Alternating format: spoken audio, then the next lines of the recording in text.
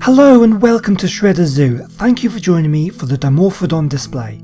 The Dimorphodon is a medium-sized pterosaur dating from the early Jurassic period. The first fossil remains of Dimorphodon were found in 1828 by Mary Anning, one of the first women to become actively involved in paleontology, whose fascinating life deserves a talk in itself. The fossils were found on the Dorset coast in England. This region is now a World Heritage Site with the nickname the Jurassic Coast. The specimen was a pastoral skeleton lacking the skull. It was originally assigned to the genus Pterodactylus, as most pterosaur specimens were. It wasn't until 1858, when Richard Owen discovered two new specimens that included the skull, that the obvious differences were seen, and Owen named it Dimorphodon. The name Dimorphodon means two-formed tooth, and relates to the two distinct types of teeth in its jaws, which are fairly rare in reptiles.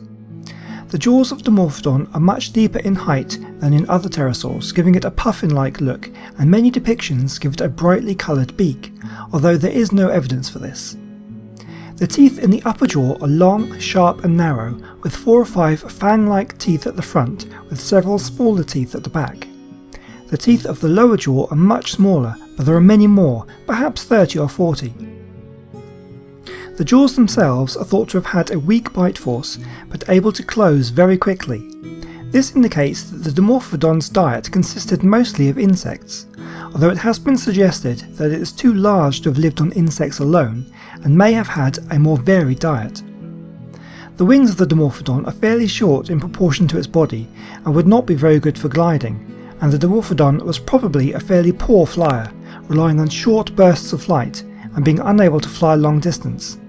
This appears to be a developed trait, as earlier ancestral pterosaurs were very capable flyers. While on the ground, Dimorphodon probably would have walked on all fours like other pterosaurs, although some have argued for a bipedal running gait.